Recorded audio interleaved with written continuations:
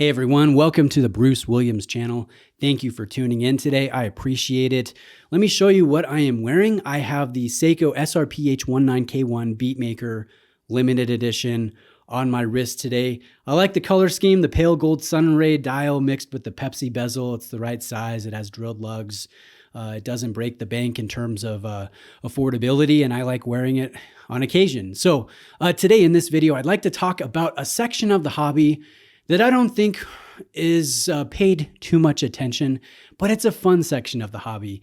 And let me explain. Over the years that I've been a watch enthusiast, anytime I, save my pennies, I save my money, I'm ready to buy something, I'm spending that money on a watch, and I want to get the nicest watch possible for my money. I've spent years kind of being in that segment of the hobby in my journey as a watch enthusiast. And let me be clear, there is absolutely nothing wrong with doing it. I recommend it. I think it's a great way to experience the hobby. But after some time, after years, especially if you're a flipper and you're flipping through affordable watches and mid-level watches and then luxury watches and even a high horology piece here or there, you start to really settle down into what you're comfortable spending money with. And I bought so many, I guess you could say sub $500 watches over the years that it takes one that's particularly compelling, like the one I'm wearing today, to make me want to buy one. It doesn't happen all that often in frequency like it used to years ago when I was younger and newer into this hobby.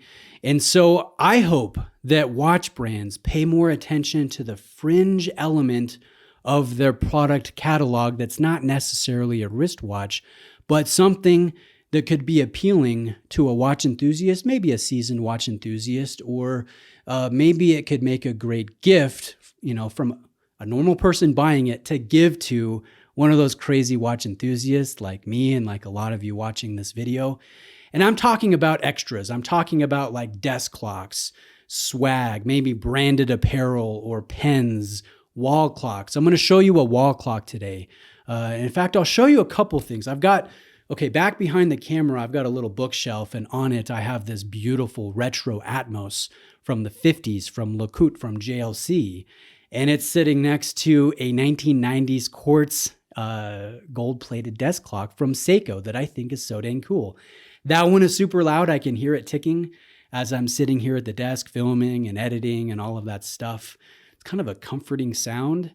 And then I like looking and seeing the slow spin of the Atmos clock, the pendulum, the weight, how they look in contrast with each other.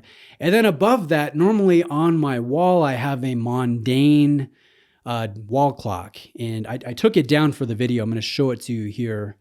Let me pull it up. So this is my wall clock from Mondaine. You guys can see it's the official Swiss Railways design. So if you were to go to Switzerland and take a train, the clocks in the public areas and the train depots, they're going to look a lot like this. Now, not exactly. They will have very dark indexing for high contrast, and they have what's called a stop-to-go movement, which is really interesting. And I love the fact that a brand like Mondaine, a Swiss brand, a traditional brand, a brand that specializes in wristwatches, they haven't forgotten the fringe element of wall clocks and desk clocks and other things. And so to me, spending $290 on something like this is money well spent because it helps my office, it helps my man cave, it helps my watch space, it helps diversify the watches that I have in my quote unquote collection to the degree that if I bought, let's say, another Seiko Turtle, I might enjoy for a few months, maybe a year, and then I'll probably sell it. But something like this, I'm not going to flip. I'm not going to sell. I'm just going to put it on the wall and enjoy. And I like to hear your guys' opinions. Would you like to see brands spend more attention into maybe doing desk clocks and wall clocks and apparel and fun gifts with purchase, maybe fountain pens, maybe, it could be a host of different things that you might be interested in buying for your office or for your workspace or your man cave or whatever it may be. I'm kind of in that spot in my collecting journey where things like this appeal to me, maybe more so than some watches would. but that would have been flip-flopped in a different era or a different time of my watch collecting journey. So if you're interested in this, let me run through some specs. I've had a few people actually email me about this. You've seen it in the background of some of my videos, some of my live streams, but this actually has a smooth sweep. You guys can see a continual smooth sweep of the red seconds hand, which is nice. It's reminiscent of a Grand Seiko spring drive movement, obviously not at the same level. And what's kind of cool, if you turn the clock over, you guys can see the movement. It's actually very small. It's just a couple inches by a couple inches square, and it powers the hands here. And technically it's exhibition because we have a plastic housing. You guys can see the gears. You can see the power source, which is one AA battery. That's kind of cool. The clock will have a hardened mineral crystal. Obviously it's not water resistant, and it is done out of brushed aluminum. So it's very solid and sharp looking, but also not very hefty.